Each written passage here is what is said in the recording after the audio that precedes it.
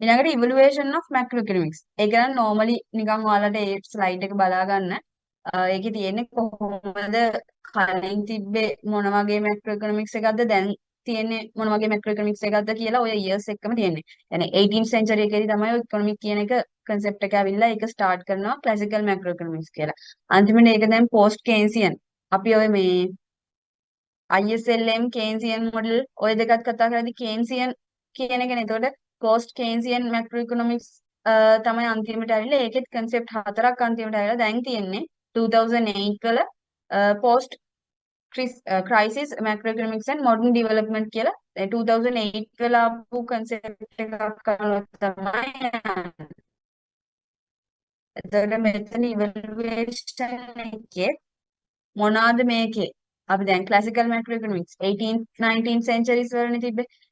කවුද මේ ඔය policies හැදුවේ ඒ දේවල් කරේ කවුද කියන එක තමයි කියන්නේ macroeconomics වල. එතකොට ඇඩම් ස්මිත්, ඩේවිඩ් රිකාඩෝ, ජෝන් ස්ටෝඩ්, ඊළඟට ජීන් බැප්ටිස්ට් සේ ඒගොල්ලෝ තමයි ඔතන key thinkersලා. classical කියන macroeconomics වල 18th 19th century වල තිබ්බ ඒගොල්ලෝ තමයි head විදියට වැඩ කරලා තියෙන්නේ. එතකොට key ideas තමයි ඒගොල්ලෝ දීපු.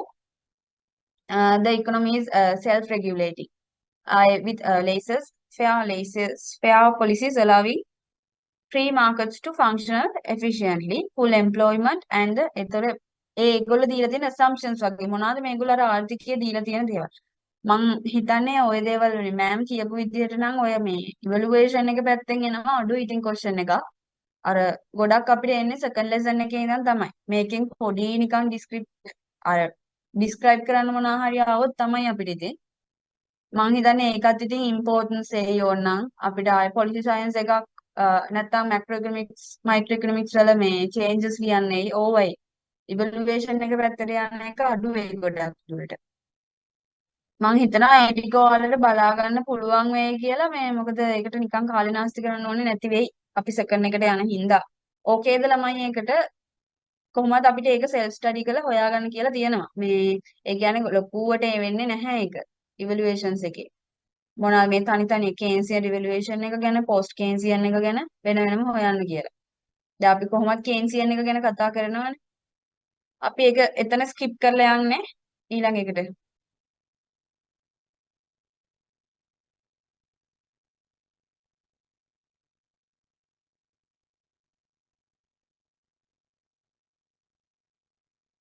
ළමයි ඕකේ එකක් දානවද? ස්කිප් කරලා යන්න අපි ඒ ස්ලයිඩ් එක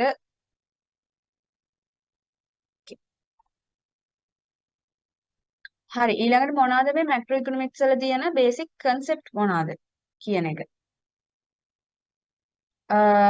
පළවෙනියට ස්ටොක් ඇන්ඩ් ෆ්ලෝ වේරියබල්ස් මොනවාද ඒ කියන්නේ එක එක වේරියබල්ස් දැන් අපි දැන් කිව්වනේ කලිනුත් මේ ඉකොනොමික් growth එක ගැන ඉන්ෆ්ලේෂන්ස් එක ගැන ඒතර ස්ටොක් වේරියබල්ස් කියලා වෙනම තියෙනවා ෆ්ලෝ වේරියබල්ස් කියලා වෙනම තියෙනවා. ඒ දෙක ගැන අපි කතා කරනවා. ඊළඟට ඉක්විලිබ්‍රියම් ඩිස්ඉක්විලිබ්‍රියම් සමතුලිතයයි අසමතුලිතයයි කොහොමද යන්නේ කියලා. ඒතර ඉක්විලිබ්‍රියම් ගත්තත් පාෂල් ඉක්විලිබ්‍රියම් ජෙනරල් ඉක්විලිබ්‍රියම් කියලා දෙකක් තියෙනවා. ඒතර මේ දේවල් ගැන අපි ඇනලයිස් කරනවා. ඊළඟට static comparative static and dynamic analysis. ඒ කියන්නේ ස්ටැටික් mean ස්ථිතිකයි. අපි මොනවද මේ වෙනස් වෙන්නේ නැතුව තියෙන්නේ මොනවද වේරියබල්ස් කියලා කන්සෙප්ට්ස් මොනවද වෙනස් නොවි තියෙන ඒවා ගැන කතා කරනවා. ආයේ කම්පැරටිව් ස්ටැටික්. ආයේ ඩයිනමික් වෙනස් වෙන දේවල්. එහෙම කතා කරනවා. දැන් මොනවද මේ ස්ටොක් වේරියබල් ෆ්ලෝ වේරියබල් කියලා කියන්නේ. meaning එක දීලා තියෙනවා quantity of an economic variables which measured at a particular point of time.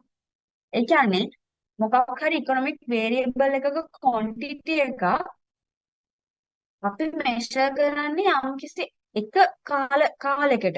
ඒ කියන්නේ දැන් හිතන්න point of time.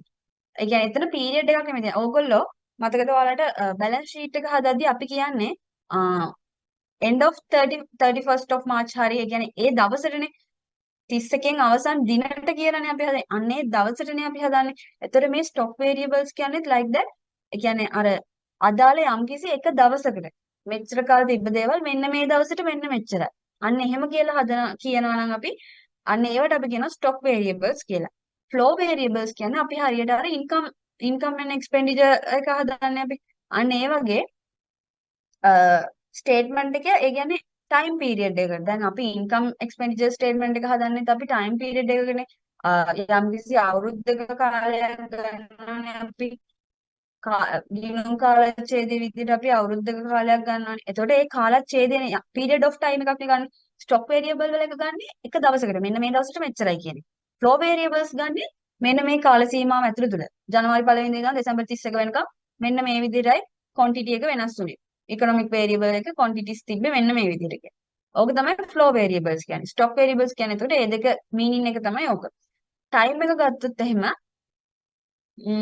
stock variables වල no time dimension, flow variables වල consider time dimension like I කියන්නේ අපි stock variables වල කියන්නේ මෙන්න මෙච්චර දවස් ගණනක් තියෙනවා මෙන්න මෙච්චර මාස ගණනක් තියෙනවා එහෙම කියන්නේ හැබැයි ඒක change වෙනවා. ඒ කියන්නේ අපි දැන් අද දවසට මෙන්න මෙච්චරයි. ආයි තව අවුරුද්දකින් ගත්තොත් මෙන්න මේ දවසට මෙන්න මෙච්චරයි. එහෙම කියලා අපි change වෙනවා. හැබැයි ඒක අර කියන්නේ specific time එකක් නෑ. මෙන්න මේ කාල සීමාව ඇතුළේ කියන එක නැහැ.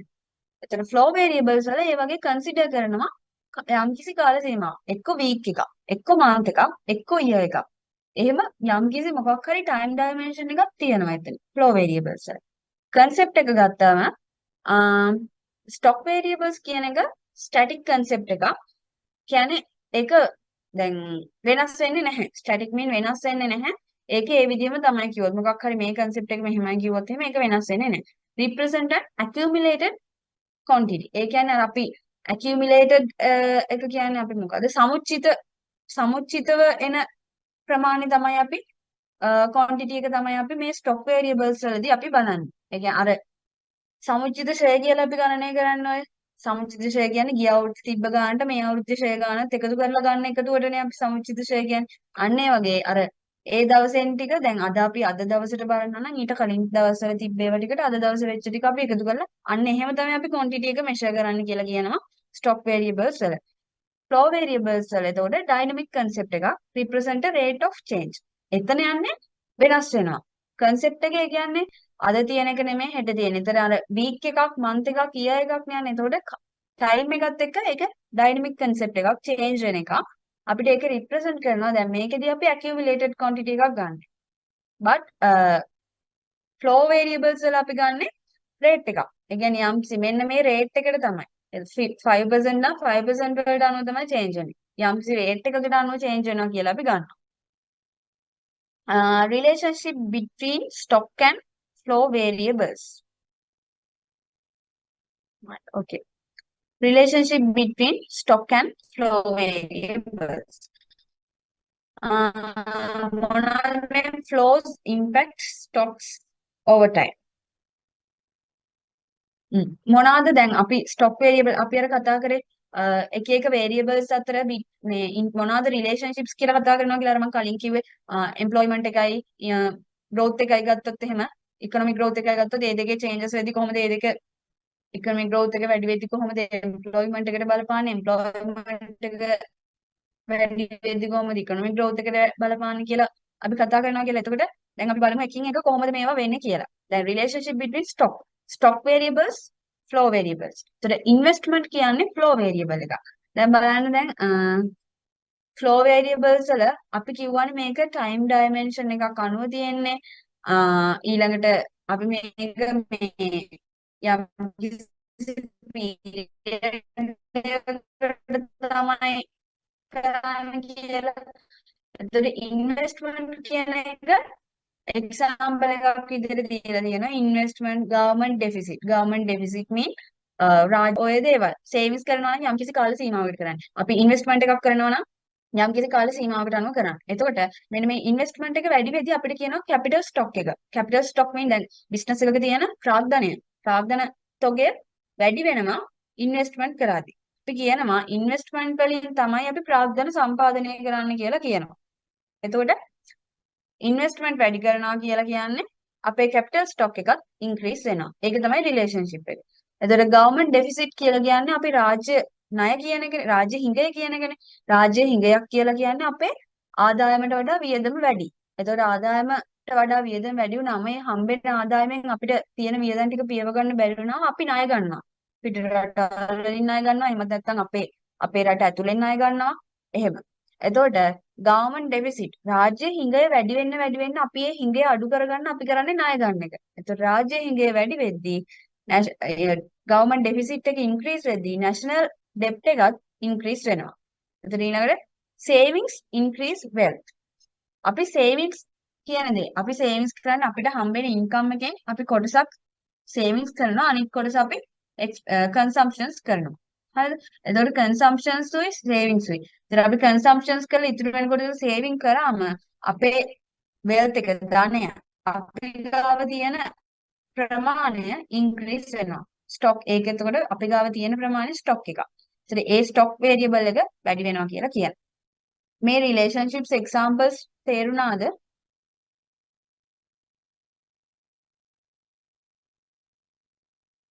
ඕකේ නේද ළමයි?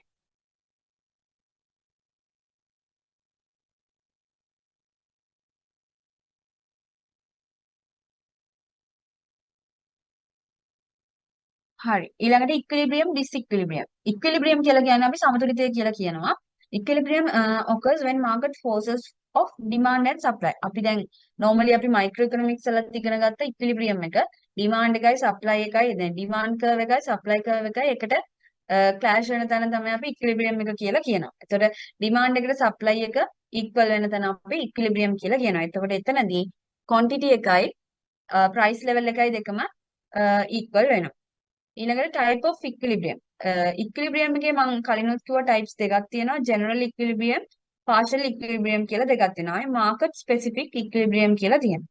general equilibrium කියලා කියන්නේ අපි a situation where all markets අපි සමස්තයක් විදියට ඔක්කොම markets වල good market එක, money market එක, labor market එක ඔක්කොම ඒවා ගත්තම සමාන්තරව බැලන්ස් වෙන්නේ කොතනද කියන එක. සමාන්තරව ඉල්ලුමයි සැපයුමයි ඩිමාන්ඩ් එකයි සප්ලයි එකයි බැලන්ස් වෙන්නේ කොතනද කියන එක තමයි අපි මේ ජෙනරල් ඉක්විලිබ්‍රියම් කියලා කියන්නේ. කියන්නේ අර ඒක සමස්තයක් විදියට. වුඩ් මාකට් එක වෙනම, ලේබර් මාකට් එක වෙනම, මනි මාකට් එක වෙනම. එහෙම බලන්නේ නෑ. ඔක්කොම මාකට් එකේ එකතුවක් විදියට බලන්න. අපි මාකට් ස්පෙસિෆික් ඉක්විලිබ්‍රියම් කියලා ගන්නවා. එතනදී අපි බලනවා වුඩ් මාකට් එකේ වෙනම බලනවා. මනි මාකට් එකේ වෙනම බලනවා. ලේබර් මාකට් එකේ වෙනම බලනවා. ආයේ ෆොරින් එක්ස්චේන්ජ් මාකට් එකේ කියන්නේ එක්ස්පෝර්ට්ස් ඉම්පෝර්ට්ස් වෙන එක ෆොරින් එක්ස්චේන්ජ් මාකට් එකේ වෙනම බලනවා. ඒතකොට good මාකට් එකේ තියෙන්නේ AD කියන එක. ඇග්‍රීගේට් ඩිමාන්ඩ් එකේ ඇග්‍රීගේට් අවුට්පුට් එකට equal වෙන්න ඕනේ. මනි මාකට් එකේදී කතා වෙන්නේ මනි සප්ලයි එක මනි ඩිමාන්ඩ් එකට equal වෙන්න ඕනේ. ලේබර් මාකට් එකේදී ලේබර් ඩිමාන්ඩ් එක labour supply at given wage. That's mean අපි ඒගොල්ලෝ දැන් ෆර්ම්ස් වලින් අපිට සැලරි එකක් ගෙවනවානේ. ඒගොල්ලෝ ගෙවන සැලරි එකට අනුව ලේබර් සප්ලයි එක යාලට කොච්චරද හම්බෙන්නේ කියන එක තමයි මෙතනදී කතා කරන්නේ. ඊළඟට foreign exchange එකේදී demand for foreign currencies equal වෙන්න ඕනේ supply of foreign currencies. අපේ රටේ foreign currencies වලට තියෙන ඉල්ලුම supply of foreign currencies මොන අපිට හම්බෙන සැපයුමට සමාන වෙන්න ඕනේ. disequilibrium. disequilibrium කියන්නේ මේ විදිහට දැන් අපි කලින් කතා කරේ demand එකයි supply එකයි එකට clash වෙන තැනදී එතනදී අපි equilibrium තැනක් තියෙනවා නම් ඒක තමයි disequilibrium කියලා කියන්නේ. ඒතර types of disequilibrium macroeconomics වල types good market එකේ නම් disequilibrium types දෙකක් තියෙනවා. එකක් තමයි excess demand අධි ඉල්ලුම කියලා අපි ඒකට කියනවා. අනිත් එක excess supply අධි සැපයුම කියලා අපි කියනවා. ඒතර excess demand කියලා කියනවා එතනදී සැපයුමට වඩා කියන්නේ සප්ලයි එකට වඩා ඉල්ලුම වැඩි.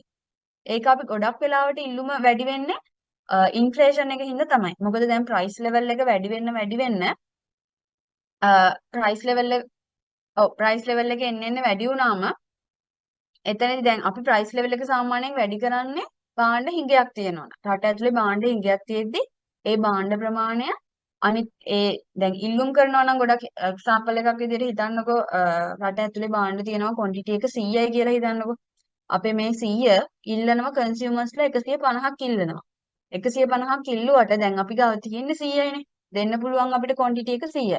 100. එතකොට අර කන්සියුමර්ස්ලා 150ටම දෙන්න බැරි හින්දා අපි කරන්නේ මෙන්න මේ ප්‍රොඩක්ට් එකේ ප්‍රයිස් එක වැඩි කරනවා. එතකොට ප්‍රයිස් එක වැඩි කරාම අන්න ඒ වැඩි කරපු ප්‍රයිස් එකට ගන්න කැමති කන්සියුමර්ස්ලා ගන්න ඉන්නවා. එතකොට එන්නේ කන්සියුමර්ස්ලා ගන්න දැන් ඔය 150ම ගන්නේ නැහැ සමහර අයට ඒගොල්ලන්ගේ ඉන්කම් එකත් එක්ක. එතකොට ප්‍රයිස් එක වැඩි කරාම ගන්න බැරි වෙනවා. එතකොට ඒගොල්ලෝ කරන්නේ ඒ ගන්න බැරි කන්සියුමර්ස්ලා ගන්න හැලිලා යනවනේ. හැලිලා ගිහිල්ලා අර ගන්න පුළුවන් කන්සියුමර්ස්ලා ගන්නවා අර ලිමිට් වෙලා තියෙන 100 ප්‍රොඩක්ට් එක ගන්නවා අර ගන්න පුළුවන් කන්සියුමර්ස්ලා ගන්න. එතකොට මෙන්න මේ ජෙනරල් ප්‍රයිස් ලෙවල් එක භාණ්ඩේ දැන් මේ ගුඩ් එකේ ජෙනරල් ප්‍රයිස් ලෙවල් එකනේ ඉන්ක්‍රීස් උනේ. ඒකටනේ අපි ඉන්ෆ්ලේෂන් කියන්නේ.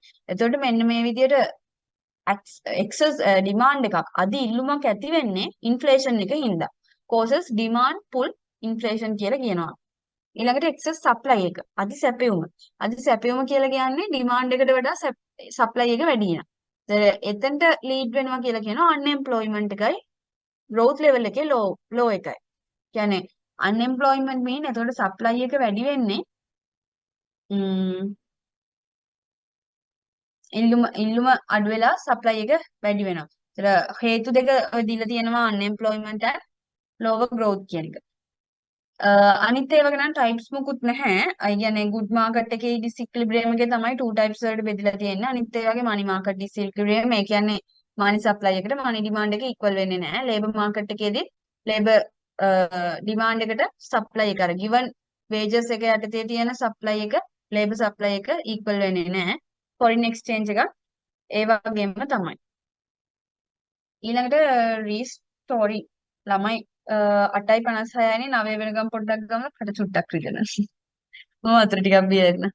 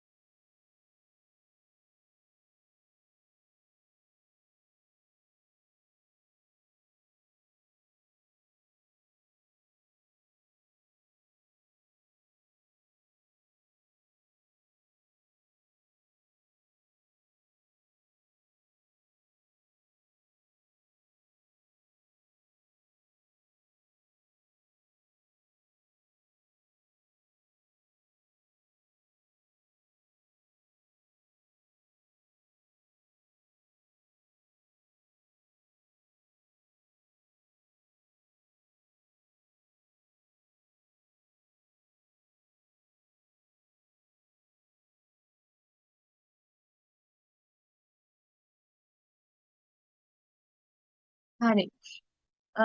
රීස්ටෝරින් disequilibrium to equilibrium. අපි disequilibrium එකක් කොහොමද equilibrium එකට යන්නේ කියන එක කියන්නේ.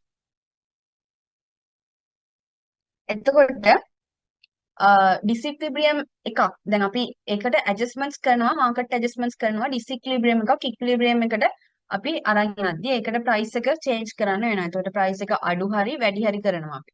ඊළඟට investment rate එක අපිට change කරන්න පුළුවන්. ආයේ fiscal and monetary policies fiscal police එක ගුඩ් මාකට් එකේ යන්නේ ගොඩක් වෙලාවට. එතකොට ඒක අපි ඉස්සරහට කතා කරන මේ පොලිසිස් ගැන වෙනම. ඊළඟට මොනිටරි පොලිසි එක. ඊළඟට වේජස් ෆ්ලෙක්සිබිලිටි.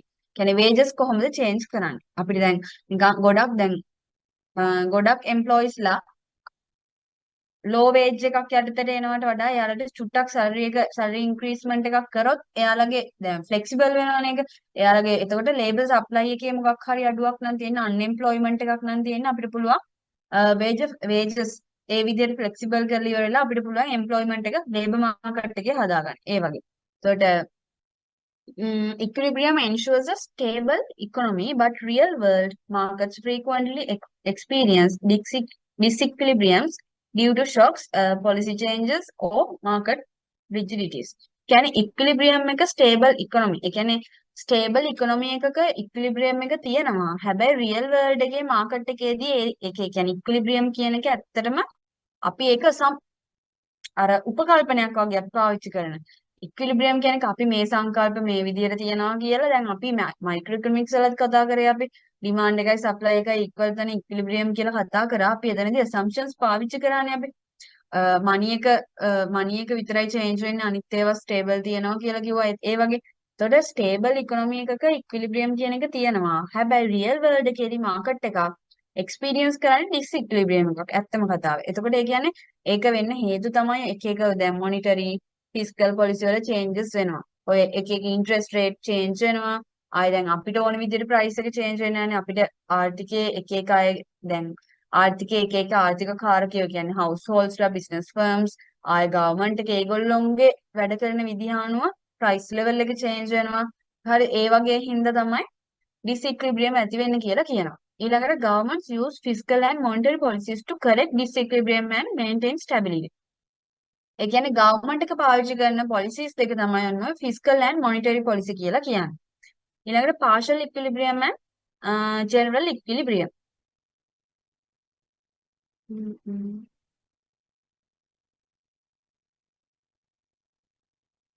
මම හිතන්නේ ඔයාලට ගොඩාක්ම මේකේ ඉම්පෝර්ටන්ස්ම යන්නේ මෙන්න මේ macro economic issues and their interrelationships කියන එකෙන් තමයි ඔයාලා අල්ලගන්න ඕනේ එතන. මේ ලෙසන් එකේ මේන්ලි යන්නේ එතන. හරි අපි මේ ටීමන්ට කරන් ගිහින් එතනට යන්න. ඒක තමයි ගොඩක්ම ඔළුවට දාගන්න ඕනේ ඔයාලා. හරි. partial equilibrium and general equilibrium. partial equilibrium එකේදී අර අපි stock variable flow variables ගැන කතා කරා වගේම තමයි partial equilibrium එකේදී වෙන්නේ analyze one market at a time. කියන්නේ එක market එකක් ගැන කතා කරන්නේ. ඊළඟට general equilibrium එකේදී අපි කියනවා ඔක්කොම markets ගැන. දැන් partial equilibrium එකේදී market එක ගැන කතා කරනවා කියන්නේ sorry money market එක නම් money market එකේ supply එකයි demand එකයි ගැන කතා කරන්නේ. labor market නම් labor market එක. foreign exchange එක නම් foreign exchange එක. ඒ partial equilibrium. අපි general equilibrium එකේදී කතා කරන්නේ ඔය money market, labor market, good market, foreign exchange market ඔය ඔක්කොගෙම සමස්තයක් විදිහට ඇනලයිස් කරනවා නම් අපි අන්න ඒක තමයි කියන්නේ general equilibrium කියලා. ඊළඟට අපි ફોකස් කරන එක්සමයි the individual supply and demand. අපි ඉන්ඩිවිජුවලි තමයි පෞද්ගලික ඉල්ලුමයි සැපයීමයි තමයි මේ partial equilibrium වලදී අපි කන්සිඩර් කරන්නේ. ඊළඟට general equilibrium එකේදී අපි කරන්නේ interactions between markets. money market එකයි good market එකයි කොහොමද interact වෙන්නේ? ආයේ money market එකයි foreign exchange market එකයි කොහොමද interact වෙන්නේ? ආයේ labor market එකයි goods market එකයි කොහොමද interact වෙන්නේ? මොකද්ද මේගොල්ලන්ගේ relationship එක කියන එක තමයි මේ general equilibrium එකේදී අපේ යන්නේ. interdependency. Ignore interactions with other markets. අපි මේ partial equilibrium එකේදී අපි කියනවා depend නැහැ. අනිත් ඒවත් එක්ක depend වෙන්නේ නැහැ. මේක තනියම අපි ඒ කියන්නේ දැන් අපි partial equilibrium එකේදී කොහොමද money market එක නම් ඒක ගැන විතරයි කතා good market නම් ඒක ගැන විතරයි. එතකොට මේක money market එකයි good market එකයි අතර connection එකක් නැහැ කියලා තමයි අපි කියන්නේ. එතකොට අර ඒ කියන්නේ assumes other things remain constant. දැන් අපි money market එක ගැන කතා කරනවා නම් good market එකයි labor market එකයි foreign exchange market එකයි ඒවා remain constant කියලා කියනවා අපි. වෙනස් වෙන්නේ නැහැ කියලා කියනවා. ඒකේ ඇතුලේ තියෙන සංකල්ප. ඒ වගේ general equilibrium එකේදී අපි කියනවා recognize interdependencies between markets. ඒ කියන්නේ අපි money market එකේ change එකක් වෙද්දී මොකද්ද good market එකට වෙන change එක. අර interdepend එකක් තියෙනවා එතන. ඒ ගැන තමයි අපි ඒක ගැන හඳුනා ගන්නවා අපි general equilibrium එකේදී. Applications useful for microeconomics, useful for macroeconomics. partial equilibrium එක අපිට use වෙන්නේ microeconomics වලදී. general equilibrium එක අපිට use වෙන්නේ macroeconomics වල policy makings වලදී. ඒ කියන්නේ fiscal policy make කරන්න, ආයේ monetary policy එක make කරන්න ඕවට තමයි අපිට ඕනේ වෙන්නේ. Static, comparative static and dynamic analysis. Static analysis කියලා කියන්නේ economic equilibrium at a single point in time. අපි අර එක point එකකට අපි දැන් අර stock එකයි flow එකයි ගැන කතා කරන්නේ stock variables, flow variables ගැන අපි කතා කරේ. එතනදිත් දැන් මේ කිව්වේ particular point of time. අපි stock variables කතා කරන්නේ එක time එකකට. එතකොට අපි එතනදී කිව්ව නේද මේ බලන්න static concept එකක් තියෙන කියලා කියවනේ අපි stock variables වල. ඒක තමයි දැන් මෙන්න මෙතන කියන්නේ. static analysis එකේදී අපි කරන්නේ single point එකක equilibrium එකක් ගැන කතා කරන්නේ. එක point එකක වෙච්ච එකක්. comparative static එකේදී කතා කරන්නේ දැන් අපි අර මේකේ ඉන්න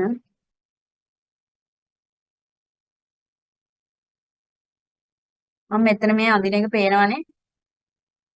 අමාෂි ඕකේ පේනව නේද මේක? හරි.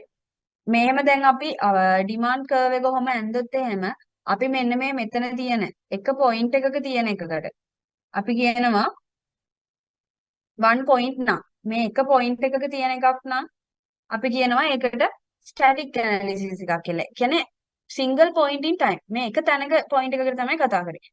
මෙන්න මේ කර්ව් එක උඩම ඔතන මේ පොයින්ට් එකේ ඉඳන් මෙන්න මේ පොයින්ට් එකට අපි මේක shift වෙනවා නම් අපි ඒක තමයි comparative static කියලා කියන්නේ. A shift in equilibrium from one state to another. එක state එකක ඉඳන් තව state එකකට යනවා. ඩයිනමික් එකේදී වෙන්නේ අපි ඩයිනමික් එක කියන්නේ අපි flow variable එකක් විදිහටනේ ගන්නෙ. එතකොට ඩයිනමික් එකේදී කියන්නේ අපි නිකන් හරි අපි මේ කර්ව් එකම චේන්ජ් වෙනවා කියලා හිතන්නකො මෙහෙට shift වෙනවා. එක්ක මේ පැත්තට නැත්තම් left side or right side මෙහෙම shift වෙනවා නම් අපි ඒකට කියනවා dynamic analysis කියලා. එතකොට how economic variables change over time and how the economy transit from one equilibrium to another. දැන් මෙතනදී අපි කතා කරොත් හරිද? අපි කතා කරොත් එහෙම දැන් මෙතන තියෙනවානේ මේක demand curve එක තියෙනවා. ඊළඟට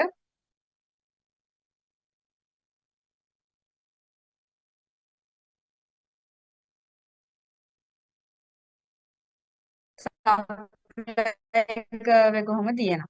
හරිද? පොයින්ට් එක ඉක්විලිබ්‍රියම් කියන්නේ අපි. එතකොට ඒ පොයින්ට් එකේ ඉක්විලිබ්‍රියම් එක ට්‍රාන්සිට් වෙනවානේ අපි ඩිමාන්ඩ් කර්ව් එක මෙහෙට shift වෙනවා කියලා හිතමුකෝ අපි. එතකොට මෙතනින් ආපුවම දැන් අලුතෙන් අපේ එන ඉක්විලිබ්‍රියම් පොයින්ට්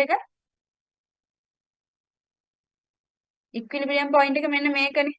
මෙන්න මේක. එතකොට ඒ ට්‍රාන්සිට් වෙනවා කියන එකට තමයි අපි කියන්නේ ඩයිනමික් ඇනලිසිස් කියලා. ඒ කියන්නේ වෙන තැනකට ට්‍රාන්සිට් වෙලා ඉක්විලිබ්‍රියම් එකම චේන්ජ් වෙනවා. හරිද? ඒක තමයි අපි ඩයිනමික් ඇනලිසිස් එකේදී යන්නේ.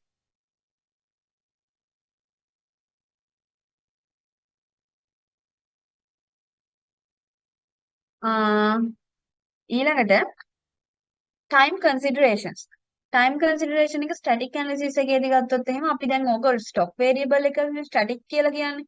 එතකොට අපි does not consider change over time. මේක time එක අනුව අපි change වෙනවා කියලා static analysis එකේදී අපි time එක consider කරන්නේ නැහැ කියලා කියනවා. comparative static analysis එකේදී අපි කියනවා අර before after. before කොහොමද උනේ after කොහොමද change වෙන්නේ කියලා. compare කරනවා two situations. කියන්නේ අපි දැන් ඩේට් එකක් ගත්තොත් යම් කිසි මොකක් හරි ගත්තොත් එහෙම අපි ඒප්‍රිල් කියලා ගත්තොත් ඒප්‍රිල් 30 ගත්තොත් ඒප්‍රිල් 30 වලට before කොහොමද ඒප්‍රිල් 30 වලින් after කොහොමද කියන එක එහෙම අර ඇනලිසිස් කරනවා නම් අපි කියනවා comparative static analysis එකක් කියලා. ඩයිනමික් එකේදී consider changes over time. ඒ කියන්නේ අපි 1 year ද week ද ආයි month එකක්ද ඔහොම කියලා time එක අනුව අපි consider කරනවා ඒක. ඩයිනමික් එක. මොකද දැන් ඔය ස්ටැටික් ඩයිනමික් කියන දෙක හරියට ඒකේ මේවා ඔක්කොම ක්වොලිටිස් ඔක්කොම යන්නේ අර ස්ටොක් ෆ්ලෝ කියන දෙකට අනුවම ඒ දෙකට සිමිලර් තමයි යන්නේ ওই දෙක. ඊළඟට ඇප්ලිකේෂන්ස් ස්ටැටික් ඇප්ලිකේෂන්ස් යන්නේ ස්ටැටික් ඇනලිසිස් එක යන්නේ basic market equilibrium demand and supply analysis. Demand supply analysis එක ආය ISLM එක අපිට ඉස්සරහ අපි ඉගෙන ගන්නවා ඉස්සරහදී. ඔය ඩිමාන්ඩ් සප්ලයි එකේදී කෙන්සියන් මොඩල් එකේදී යනවා ආය ISLM ඇනලිසිස් එක යනවා. ඒ ස්ටැටික් ඒ වගේ. ස්ටැටික් ඇනලිසිස් එකේදී තමයි අපි ඔන්න ඔක ඉගෙන ගන්නේ. ඊළඟට කම්පැරටිව් ස්ටැටික් ඇනලිසිස් එකේදී යනවා පොලිසි ඉම්පැක්ට් ස්ටඩීස්. ඒ කියන්නේ පොලිසිස් කියලා කියන්නේ ටැක්සේෂන් එක කොහොමද චේන්ජස් වෙන්නේ? ආයේ ගවර්න්මන්ට් ස්පෙන්ඩින්ග්ස් කොහොමද? ඔය ෆිස්කල් පොලිසි එකේ තියෙන ටැක්සේෂන් ගවර්න්මන්ට් ස්පෙන්ඩින්ග්ස් නේ. ඔන්න ඔය දෙකේ කොහොමද යන්නේ? එතකොට ඒ කියන්නේ පොලිසි ඉම්පැක්ට්ස් එක කොහොමද කියලා තමයි අපි ස්ටඩි කරන්නේ කම්පැරටිව් ස්ටඩීස් වලදී. ඩයිනමික්ස් එකේදී අපි ගන්න අර හෝල් මාකට් එකේම බිස්නස් සයිකල් එක ගත්තොත් බිස්නස් සයිකල් එක මම හිතනවා රූපයෙන් දොත් මතක් වෙයි කියලා ඔයාලට. මෙහෙම අර තියෙන්නේ ඉන්නේ පේන්නේ නැහැ.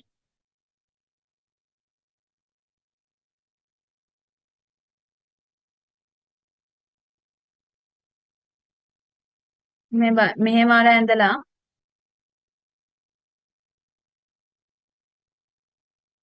මෙහෙම තියෙන්නේ. මෙතන අර එක්ස්පැන්ෂන් එක තියෙනවා ආයේ පීක් එක එනවා ආයේ කන්ට්‍රැක්ෂන් එක එනවා ආයේ ට්‍රෝ එක එනවා. ඔන්න ඕක තමයි අපි බිස්නස් සයිකල් එක කියලා ඕකට තමයි අපි කියන්නේ. ඒතර බිස්නස් සයිකල් එක ආයි ලොන්ග් ටර්ම් growth එක ඉකොනොමික් growth එක ආයි ඉන්ෆ්ලේෂන් එක උද්දමනය කොහොමද වෙන්නේ කියන එක තමයි අපි කතා කරන්නේ ඩයිනමික් ඇනලිසිස් එකේදී. හරි ඊළඟට importance of macroeconomics. macroeconomics ඇයි අපිට importance වෙන්නේ කියලා importance වෙන්නේ කියලා කතා කරනවා. growing importance of macroeconomic issues. ඒ කියන්නේ low growth, unemployment, ඒ කියන්නේ growing importance. ඒ කියන්නේ unemployment වලට කොහොමද යන්නේ? low growth එකට, economic growth එකට කොහොමද බලපාන්නේ? inflation එකට කොහොමද බලපාන්නේ කියන එක අපිට දැනගන්න නම් grow macroeconomics අපි ඉගෙන ගන්න ඕනේ. ආයේ persistence of macroeconomics problems causing social, political and international problems. Macroeconomics problems වලට හේතු මොනවාද? මේ social, political දේශපාලන වශයෙන් වෙන දේවල්, ආයි international විදියට එන problems මොනවාද? ආයි සමාජ වශයෙන් එන problems මොනවාද කියන එක අපි දැනගන්න macroeconomics අපිට ඉගෙන ගන්න වෙනවා. growing complexity of economic system. මේ අපේ දැන් යන system එකේ ආර්ථික පද්ධතියේ තියෙන කම්ප්ලෙක්ස් සංකීර්ණත්වය කොහොමද කියලා දැනගන්න නම් අපි මේ macroeconomics ඉගෙන ගන්න ඕනේ. ඊළඟට need for government interventions with the market system. government එක කොහොමද market system එකත් එක්ක ඒ කියන්නේ government එක කොහොමද market එකට ඇතුල් වෙන්නේ කොහොමද ඒකත් එක්ක contract වෙන්නේ ඒ කියන්නේ ඒකත් එක්ක interconnect වෙන්නේ කොහොමද කියන එක ගැන කතාවෙන් දැනගන්නත් macroeconomics ඕන වෙනවා. ඒ කියන්නේ ඔය taxations කොහොමද යන්නේ, government spendings කොහොමද ඒගොල්ලෝ කරන්නේ, ඒ දේවල් අපිට දැනුවත් වෙලා ඉන්න නම් macroeconomics ඕනේ කරනවා. use of macroeconomics in business management. business management වලට macroeconomics ඕනේ. මේ ටික නම් මේ විදිහටම මේ points ටික පාඩම් කරගන්න තමයි තියෙන්නේ.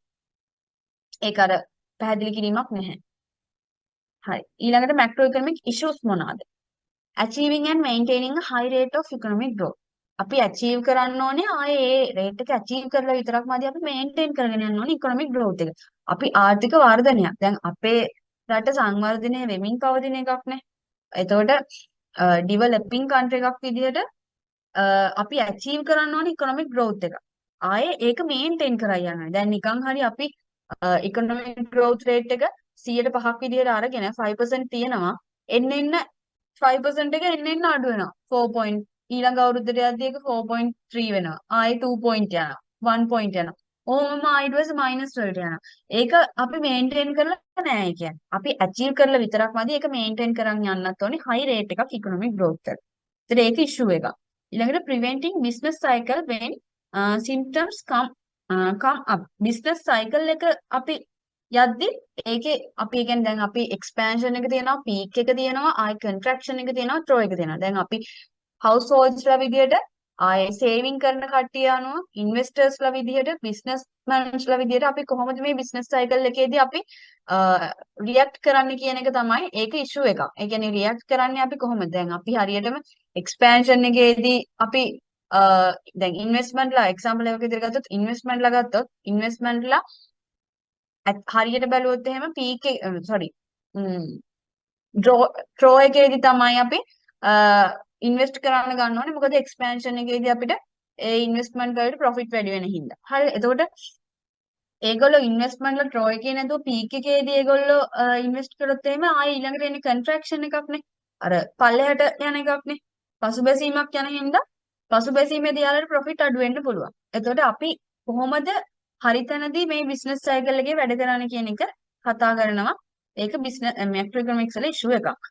ඊළඟට controlling inflation and stability price level. stabilizing price level. අපි උද්දමනය පාලනය කරගන්නත් ඕනේ. ඒ වගේම price level එක stable තියාගන්නත් ඕනේ. ඒක ඉෂුව එකක්. අනිත් එක solving the problems of unemployment and poverty. unemployment එක මොනවාද unemployment එක? රැකියාව විමුක්තියක් ඇති වෙන්න මොනවාද හේතු? ආයි දිලිඳු බව. දුප්පත්කම. රටේ දුප්පත්කම poverty එක තියෙන එක ඔය poverty එකයි හිඟය sorry හිඟකමයි poverty එකයි. හරිද? ඔය දෙක සංකල්ප දෙකක්. ඕක සමහර විට ඕක මයික්‍රෝ ඉකොනොමික්ස් වල තමයි ගොඩාක්ම තියෙන්නේ. මැක්‍රෝ වල එනවා අඩුයි. හැබැයි ඒක ඔළුවේ තියාගන්න ටිකක් poverty කියන එක එකක්. මේක මොනවාද? හිඟකම කියන සංකල්පේ තව එකක්. හරි scarcity. scarcity කියන එක එකක්. poverty කියන එක එකක්. ඊළඟට containing growing budgetary deficit. budgetary deficit and maintaining international economic issues. international වශයෙන් තියෙන ඒ කියන්නේ අපි imports exports කරන්න ගියාම ඔය එක එක taxes ගහනවා import tax ඔය ඒවට කොහොමද අපි ඒ issues කොහොමද manage කරගන්නේ? ආයේ deficit එක. හිඟයක් ආවොත් එහෙම රටේ හිඟයක් ආවොත් එහෙම අපි ණය ගන්න බෑ පිට රටේ. පිට රටින් හරි රට ඇතුලෙන් හරි ණය ගන්න ඕනේ. ඒ ණය ගත්තම කොහොමද අපි ඒ දේවල් බැලන්ස් කරගන්නේ, කන්ටේන් කරගන්නේ? ඒම growing budgetary deficit එකක් ගැන ඒවා issues එතකොට. ඊළඟට තියෙනවා මේ growth related දේවල්. developing countries, in developing countries. business cycle එක. මම අර ඉස්සෙල්ලා ඇඳලා පෙන්නුවේ business cycle එක. එතකොට business cycle refers to subsequent phases of economic growth and depression in the economy. එතකොට high growth in GDP. GDP mean gross domestic product. GNP mean gross national product. gross domestic product කියන්නේ දල දේශීය නිෂ්පාදනය. gross national product කියන්නේ දල ජාතික නිෂ්පාදිතය. So in one period followed by a sharp decline in the next period. ඒ කියන්නේ මේ කොහොමද high growth එකක් වෙද්දි මේ business cycle එකේදී GDP එකයි GNP එකයි කොහොමද වැඩ කරන්නේ කියලා තමයි කියන්නේ. අපිට මම ඇඳලා පෙන්නපු පිච් එක මට මතක විදියට වෙයි. ඇදේට ඇඳෙන්නේ ඔක්කොම.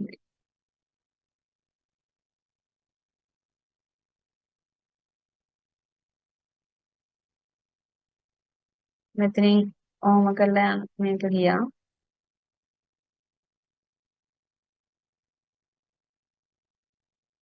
ඔහොම යනවා. මේකෙදි කොහොමද GDP එක කොහොමද GNP එක මෙන්න මේ graph එක ඇතුලේදී යන්නේ කියන එක තමයි උතන කතා වෙන්නේ ඔය මේ business cycle කියන එකේදී. එතකොට factors and forces that causes factors and causes that cause a business cycle are always present in the growing economies. ඒ කියන්නේ growing economy එකක මොනවාද මේ business cycle එකක that causes a business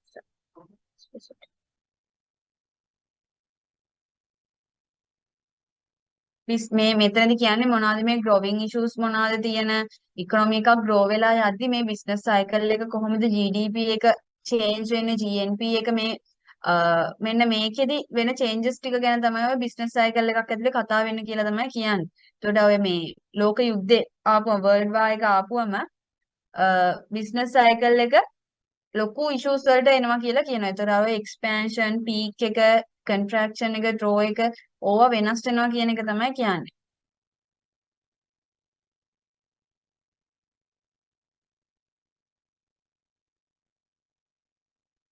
inflation එක අපි define කරනවා persistent and considerable increase in the price level over time long period එකකදී කියන්නේ දිගු කාලීනව price level එකේ වෙන change එකට අපි කියනවා inflation එක කියලා. හරිද? එතකොට inflation උද්ධමනය කියලානේ අපි සිංහලෙන් කියන්නේ. එතකොට inflation is generally associated with and is often caused by the high growth rate itself. දැන් inflation එක high growth rate එකක්.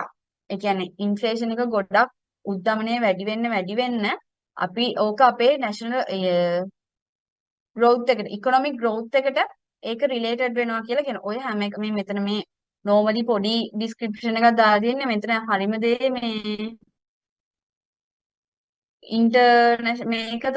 මේක තමයි ඔයාලට වැදගත්ම වෙන්නේ. මේ slides ටිකේ තනිකර මේක ගැන පොඩි හැඳින්වීමක් වගේ තමයි තියෙන්නේ.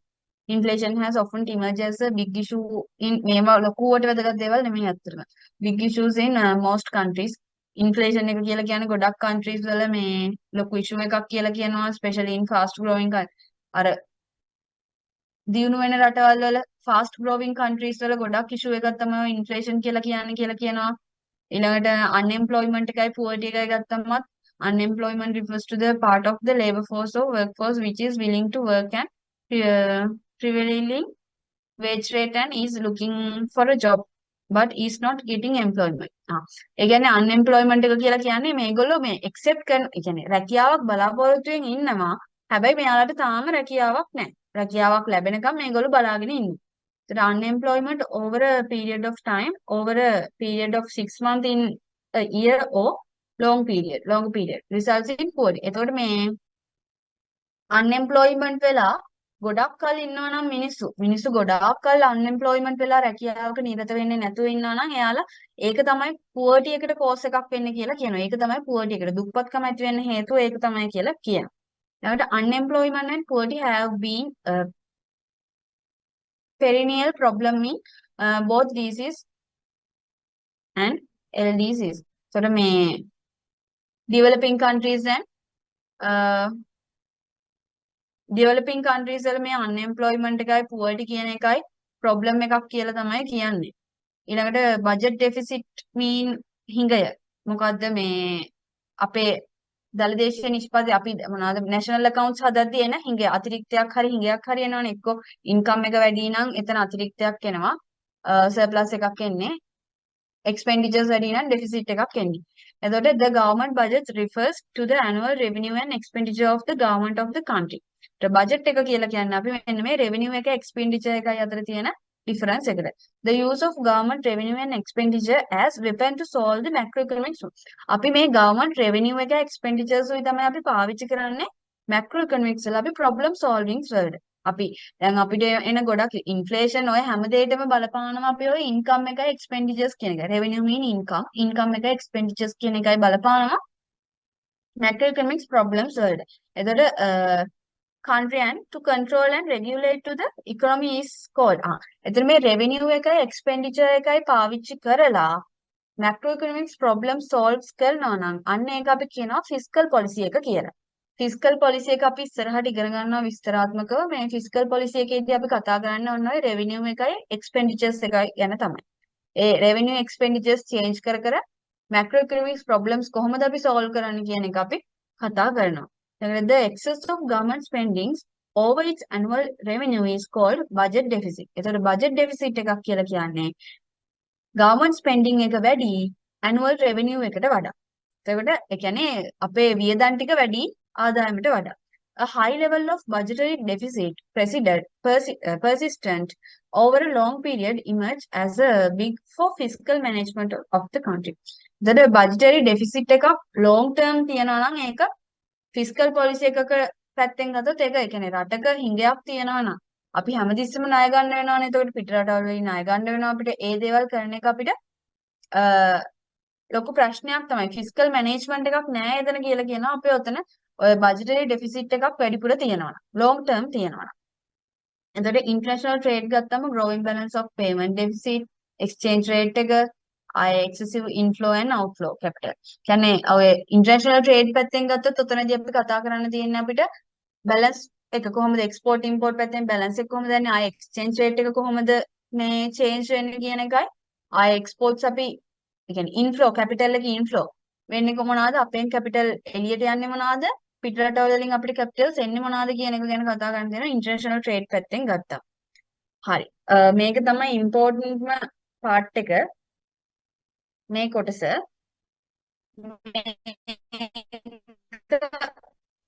හොඳට ඒ කියන්නේ 28කින් 28යි මම නැත්නම් 27යි ඒගොල්ලෝ බලන්න මේකෙන් අනිවාර්යෙන් ප්‍රශ්නයක් අහයි කියලා හිතනවා ගොඩක් දුරට. මොකද මම මේක ගොඩක් කන්සිඩර් කරලා දුන්න දෙයක්. macroeconomic issues වලයි ඒ කියන්නේ macroeconomic issues තියෙනවානේ දැන් ඔය inflation එක unemployment එක ඒ වගේ අතර එක එක තියෙන interrelationships මොනවාද කියන economic growth එක ඒ growth එක change වෙද්දී අර මම කලින් කිව්වා වගේ ඒක කොහොමද unemployment එකට බලපාන්නේ. එහෙම කතා කරන එක තමයි අපි ඔන්න ඔය මේකෙදි කතා කරන්නේ. දැන් issue එක අපිට පළවෙනි issue එක දීලා තිනවා excessive for example public debt and budget deficit. හරි. issue එක තමයි excessive government borrowing can reduce economic stability especially in debt level become unsustainable. හරි. ඒ කියන්නේ අපි government borrowings ණය ගන්නවා නම් අපි වැඩිපුර ඒක ඉකොනොමි එකේ ස්ථාවරතාවය කියන්නේ ආර්ථික ස්ථාවරත්වයට ඒක බලපානවලු. ගොඩක් වෙලාවට debt level become unsustainable. ඒ කියන්නේ debt level එක කියන්නේ අපේ ණය මට්ටම තිරසාර නැති වෙනවලු. දැන් අපි වැඩිපුර ණය ගන්න අපි ඒව ගෙවන්නත් එපේ. ආපහු අපි ගෙවන්නත් ඕනේ. දැන් එක්සැම්පල් එකක් විදිහට නිකන් හිතන්න. දළදේශීය නිෂ්පාදිතයෙන් 100ට 103ක් අපිට ණය ගෙවන්න වෙනවා. දැන් අපේ දළදේශීය නිෂ්පාදිතයේ අපි හොයන 100කින් එක රුපියල් 100කින් අපි 103ක් වැඩිපුරත් එක ණය ගෙවන්න ඕනනේ අපිට. එතකොට ඕක එතන ප්‍රශ්නයක් නේ ඇත්තටම. එතකොට අපේ ණය මට්ටම වැඩි වෙන එක නෙවෙන්නේ. ඕක තමයි excessive government borrowings කියලා කියන්නේ. අපේ ඔය මේ long term deficit එකක් government deficit එකක් තිබ්බොත් budget deficit එක අපි දැන් කතා කරපු කරමින් තිබ්බොත් ඕකේ වෙන්නේ අපි borrowings කරනවා government borrowings කරනවා government borrowings කරද්දී අපි වෙන්නේ මොකද්ද එතනදී අපේ debt level එක unsustainable වෙනවා ඒ කියන්නේ අපේ තිරසාර මට්ටමක පවතින්නේ නැහැ debt level එක ඊළඟට increases the risk of inflation and reduce future fiscal flexibility. එතකොට අපේ ලොකුවටම තිබ්බොත් එහෙම බජට් ඩෙෆිසිට් එක අර හිඟයක් තිබ්බොත් එහෙම බජට් එකේ ඒක ඉන්ක්‍රීස් කරනවලු risk of inflation උද්දමනයට බලපාන්න පුළුවන්ලු අනිත් පැත්තෙන් fiscal policy එකේ නම්‍යශීලීත්වයට බලපාන්න පුළුවන්. flexible එක නැති වෙන්න පුළුවන්. හරිද? එතකොට inter relationship එක අපි ගත්තොත් එහෙම මොහොම දැන් ඔය ඊතල වලින් දාලා තියෙන inter relationship එක ඒක පැහැදිලි කරන් යන්න. public debt එක. ඒ කියන්නේ අපේ ණය මට්ටම. පොදුවේ government එක ගන්න ණය ටික වැඩි කරනවා. හරිද? government එක ගන්න ණය ටික වැඩි වෙද්දී interest payment එකත් වැඩි වෙනවා. හරිද? ඒ කියන්නේ අර ණය වැඩි වෙද්දී interest එකත් වැඩි වෙනවා. ඊළඟට government spending on education and healthcare. දැන් මෙහෙමනේ ණය ගන්න දැන් අපි ණය ගන්නෙ තියෙන වියදම් ටික අපි පියව ගන්නනේ ණය ගන්නෙ. එතකොට අපි කරන්නේ ණය ගන්න එක වැඩි කරපුවම ණය ගන්න වැඩි කරන ඉන්ට්‍රෙස්ට් පේමන්ට්ස් ටික වැඩි වෙනවා. ඉන්ට්‍රෙස්ට් පේමන්ට් වැඩි කරලාදී අපිට දැන් ඉස්සරහට අපිට තව බජට් ඩෙෆිසිට් එකක් තියාගන්න බැරි හින්දා අපි මොකද කරන්නේ? ඒ කියන්නේ පොදුවේ අපිට රජය විසින් සපයන සේවා තියෙනවානේ public services government spending කරනවා education වලට health care වලට transportation වලට අන්න ඒවට කරන spending අඩු කරනවා රජය. එතකොට ෆයිනලි වෙන අන්තිම අවුට්පුට් එක විදිහට එන්න ඕනේ රජයේ වියදම් අපි අඩු කරනවා. ඒක රජයෙන් කරන දෙයක්. ණය ගන්න එක වැඩි කරලා ඉවරලා ඊට පස්සේ ඒකෙන් ඉන්ට්‍රෙස්ට් පේමන්ට් එක පොලිය වැඩි වෙන්න. එතකොට ඒගොල්ලෝ කරනවා ආයේ තව ණය වෙන්න බැරි හින්දා රජය එඩියුකේෂන් වලට, හෙල්ත් කෙයාර් වලට, ට්‍රාන්ස්පෝර්ටේෂන්ස් වලට වගේ තියෙන දේවල් වලට කරන වියදම් ටික අඩු කරනවා. ඊළඟට ආයේ පබ්ලික් ඩෙප්ට් එක වැඩි වෙද්දි තව පැත්තකින් බැලුවොත් පබ්ලික් ඩෙප්ට් එක ණය ගැනීම වැඩි වෙද්දි ඉන්වෙස්ටර්ස්ලාගේ කොන්ෆිඩන්ස් එක අඩු වෙනවා. ඒ කියන්නේ එයාලා දැන් අපේ රට ණයකාරයෝනේ. එතකොට ණයකාරයෝ කියලා හිතද්දි ඉන්වෙස්ටර්ස්ලා විශ්වාසය අඩු වෙනවා. හරි අපි මෙයාලගේ ආයෝජනය කරොත් අපිට අපව අපේ ආයෝජනය හම්බෙයිද? අපිට ඒ ආයෝජනයෙන් ප්‍රොෆිට් අපේ ඉන්වෙස්ට්මන්ට් එකෙන් ප්‍රොෆිට් එකක් තියෙයිද? එහෙම කියලා අපිට දැන් ඉන්වෙස්ටර්ස්ලා එහෙම හිතනවා. ඒතර ඉන්වෙස්ටර්ස්ලාගේ කොන්ෆිඩන්ට් එක එතනින් අඩු වෙනවා. එතකොට ඉන්වෙස්ටර් කොන්ෆිඩන්ට් එක අඩු වෙනවා කියන්නේ පිට රටවල් වලින් අපිට එන ඉන්වෙස්ට්මන්ට් එකත් අඩු වෙනවා. එයාලා කියන්නේ මේක ණය වෙච්ච රටක්. ඒකින් හින්දා අපි මේකේ ඉන්වෙස්ට් කරොත් එහෙම අපිත් බංකොලොත් වෙන්නයි වෙන්නේ. ඒකින් හින්දා අපි මේකේ ඉන්වෙස්ට් කරන එක දැන් සුදුසු නෑ කියලා කියනවා. හරිද? එතකොට පබ්ලික් ඩෙප්ට් ණය වැඩි වෙන්න ඉන්වෙස්ටර්ස්ලාගේ කොන්ෆිඩන්ස් එක අඩු වෙනවා. එතකොට ඒකෙන් වෙන්නේ ෆොරින් ඉන්වෙස්ට්මන්ට් අපිට අඩු වෙනවා. ෆොරින් ඉන්වෙස්ට්මන්ට් අඩු වෙද්දී කරන්සි ඩිප්‍රිසියේෂන් එකක් අඩු වෙනවා. හරි ඒ කියන්නේ මුදල් මට්ටම ෂය වෙනවා. මුදලේ අගය ෂය වෙනවා. මුදලේ අපේ රුපියලේ අගය ෂය වෙනවා. ඉන්වෙස්ටර්ස්ලා ඉන්වෙස්ට් කරගත්තේ නැති වුණා. හරි. ඔයාලා නිකන් විනාඩි 5ක් අරගෙන මම මේක ක්ලාස් එකේදීත් කරා. මෙතන මේ කල වලින් පෙන්නලා මේ විදියට ලියලා බලන්න ඕගොල්ලෝ.